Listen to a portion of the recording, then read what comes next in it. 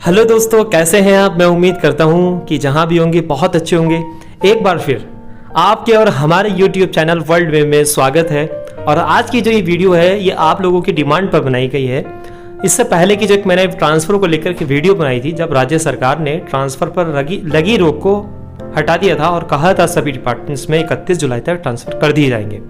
उसके बाद जो आप लोगों ने उस वीडियो पर मुझे प्यार दिया, उस प्यार के लिए बहुत बहुत आप सभी का धन्यवाद। इसी तरह प्यार देते रहिए जिससे कि मैं आगे पॉजिटिव एनर्जी के साथ और आप लोगों के लिए इन्फॉर्मेटिव वीडियो बना सकूं। उसके बाद आप लोगों ने मुझे कहा सर हमारी बहुत समस्याएं हैं, और मुझे कमेंट सेक्शन में भी अपनी समस्याओं को पूछा और मुझे फिर बाद में मैसेजेस कॉल्स करके भी अपनी समस्याओं को रखा। तो आज की इस वीडियो में हम बात करेंगे कि कुछ साथियों की ट्रांसफ़र एप्लीकेशन को आगे फॉरवर्ड नहीं किया जा रहा है। कुछ को कहा जा रहा है कि अभी आपकी नई नौकरी है, अभी आपका प्रोबेशन पीरियड चल रहा है, तो इसमें आपका ट्रांसफ़र नहीं हो सकता। या कुछ हमारे स्वास्थ्य विभाग के साथी हैं NHM के, उनके ट्रांसफ़र पोर्टल जो है वो खुल नहीं रहा है, तो उसके लिए हम क्या करें। कुछ हमारे साथी विद्युत विभाग के हैं, वो बहुत दूर नौकरी कर रहे हैं। या फिर हमारे कुछ साथी सिंचाई विभाग में हैं, उनकी जो ऑफिसेज हैं वो लोकल होने के बाद भी उनको पोस्टिंग एक दूर दे दी गई है और उनकी समस्याएं बहुत हैं। इन सभी बातों की चर्चा और समाधान इस वीडियो में हम करने वाले हैं। अगर आप हमारे चैनल पर नए हैं तो चैनल को सब्सक्राइब करें और बेल आइकन पर क्लिक करें, जिससे आने वाली हर इन्फॉर्मेटिव वीडियो आपको बिना देरी से मिल सके। तो चलिए साथियों, शुरू करते हैं इस वीडियो को एक साथी की समस्या के साथ। एक साथी ने मुझे कॉल करके बताया कि सर मेरी एक समस्या है कि मुझे घर से 350 किलोमीटर की दूरी पर सर तैनाती दी गई है और मैं लगभग 2-2.5 साल से वहाँ सर तैनात हूँ। मैंने अब तक तो सर ट्रांसफ़र बंद थे, उसके बाद जब ये ट्रांसफ़र सेशन खुला तो मैंने अपने कार्यालय में एप्लीकेशन दी ट्रांसफ़र के लिए उचित माध्यम द्वारा, जैसा कि एक वीडियो में उसने सुना था और उसको मतलब लोगों से सुना भी। तो जब ट्रांसफ़र की एप्लीकेशन अपने ऑफिसर को दी तो उन्होंने साइन करने से इनकार कर दिया। पूछा गया क्यों सर, स्टाफ से पूछा गया तो उन्होंने कहा नहीं, आपका ट्रांसफ़र हो ही नहीं सकता, हम एप्लीकेशन को आगे फॉरवर्ड नहीं कर सकते। अगर आपका ट्रांसफ़र हो जाएगा तो ये कार्यालय में काम कौन करेगा। मतलब आप सोच देखें कि जब वो आया नहीं था कार्यालय, तो क्या कार्यालय चल नहीं रहा था, या उसके जाने से कार्यालय चल नहीं पाएगा। उन अधिकारी महोदय की जो सैलरी है वो अच्छी खासी होती है, उनको हर तरह का आराम होता है, गाड़ी बंगला सब तरह की फैसिलिटीज़ होती हैं। अब एक अल्प वेतन भोगी कर्मचारी जो होता है वो अपने घर से 350 किलोमीटर पर तैनात है, उसको घर आना जाना भी रहता है, वहाँ किराए का भी घर लेगा। तो इस तरह की बहुत सारी समस्याएं होती हैं जो अच्छा वेतन ले रहा है वो उसको एहसास नहीं होगा। या यूं कहिए जो एक कार्यालय में एक लंबे समय से तैनात है और वहाँ पर उसका घर परिवार सब खुश है, या उसका पेट भरा हुआ है, या पॉकेट भी भरी हुई है और पैसा सब कुछ है, और मतलब उसे कोई टेंशन नहीं है, और वो भी ट्रांसफ़र पॉलिसी के वहाँ नियम विरुद्ध। यानी कि ट्रांसफ़र पॉलिसी में ऐसा है कि जो लंबे समय से कार्यालय में तैनात है उनको भी हटाया जाएगा, जबकि वो भी नियम के खिलाफ तैनात है। वो बात बता रहा है कि आपका जो प्रोबेशन पीरियड चल रहा है और आपको ट्रांसफ़र इतनी जल्दी नहीं मिल सकता। तो जब उसने मुझे समस्या बताई तो मैंने कहा कि आप एक काम कीजिए, अपनी माता जी की तरफ से हेडक्वार्टर को एप्लीकेशन भेज दीजिए।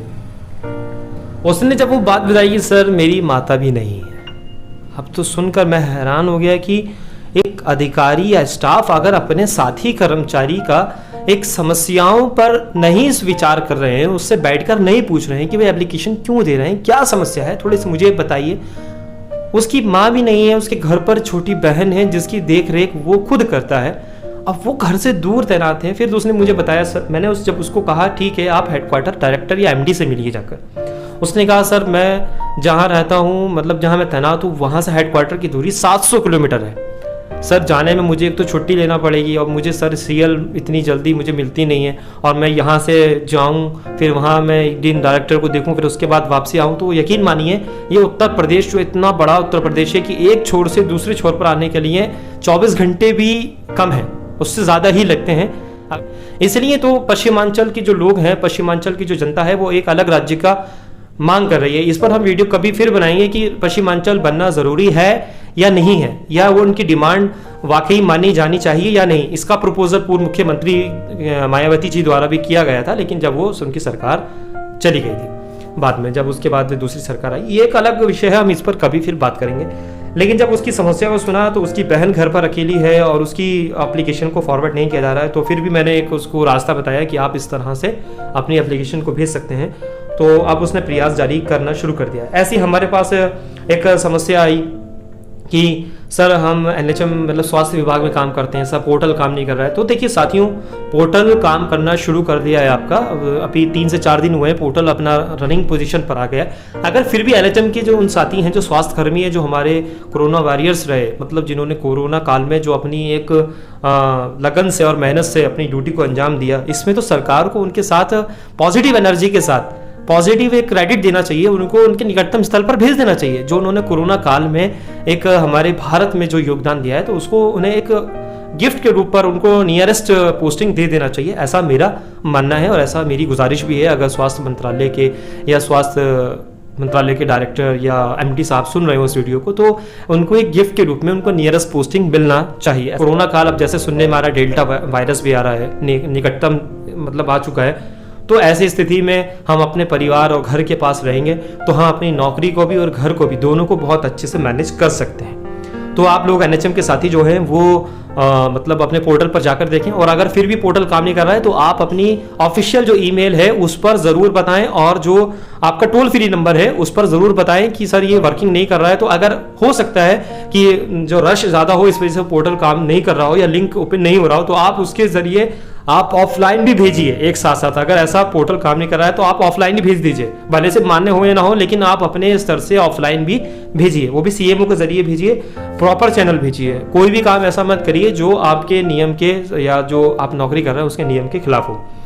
और जो हमारे साथी विद्युत विभाग में कार्यरत हैं, उनकी एक समस्या है कि वो बहुत दूर तैनात हैं। देखिए विद्युत विभाग में अलग अलग सेक्शंस हैं, कहीं आमेलन की समस्या है तो कहीं कोई भी समस्या नहीं है, फिर भी उनको घर से जो निकटतम स्थान की जो जनपद है वहां पर तैनाती नहीं दी गई है, बल्कि ऑफिसर्स के ट्रांसफर होते हैं, कर्मचारियों के ट्रांसफर होने के लिए नियम बनाए जाते हैं। नियम हमारे सिंचाई विभाग के जो साथी हैं बार बार पूछ रहे हैं सर ऑनलाइन पोर्टल काम कर रहा है या नहीं कर रहा है। तो मेरे साथियों, अभी सिंचाई विभाग में ऑनलाइन पोर्टल का व्यवस्था नहीं है, बल्कि ऑफलाइन ही एप्लीकेशंस भेजे जा रहे हैं। और अगर हाल फिलहाल में सिंचाई विभाग ने पोर्टल शुरू कर दिया हो तो आप अपने डिपार्टमेंट में पूछिए। और जो लोग कह रहे हैं कि प्रोबेशन पीरियड में ट्रांसफर नहीं हो सकता, तो उनसे इन रिटर्न लीजिए कि दिखाइए कि कहाँ है, क्योंकि मैं एक विभाग में अच्छी तरह से जान सकता हूं। मुझे ये बताया गया है कि प्रोबेशन पीरियड में ट्रांसफर नहीं होता और वहां प्रोबेशन पीरियड में ट्रांसफर कर दिया गया।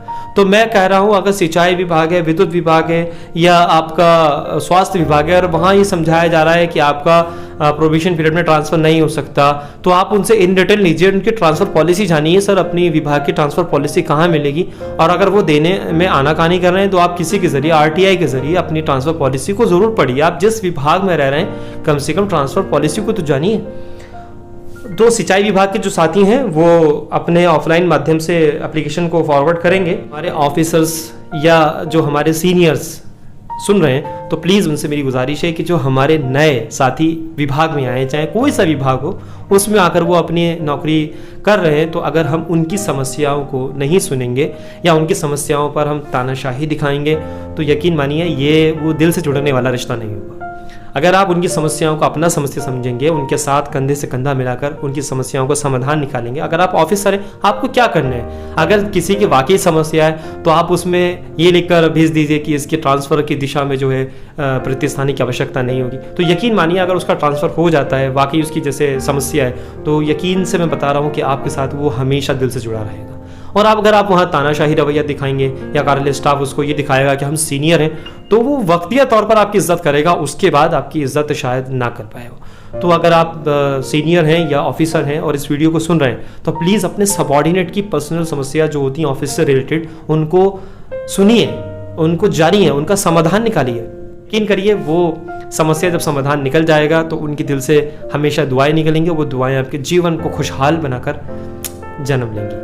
अगर आपको फिर भी कोई समस्या आ रही है तो आप फिर मुझे जो है अपने कमेंट सेक्शन में पूछ सकते हैं। आपकी समस्याओं का अगर मेरे पास समाधान होगा तो ज़रूर मैं आपको बताऊंगा। अगर आप इस वीडियो को YouTube पर देख रहे हैं तो प्लीज़ चैनल को सब्सक्राइब जरूर कर लें और बेल आइकन पर भी क्लिक कर लें, और जाते जाते इस वीडियो को लाइक भी करें और आखिर में शेयर करना बिल्कुल ना भूलें। फिर मिलेंगे एक नई वीडियो के साथ, जब तक के लिए जय हिंद, जय भारत।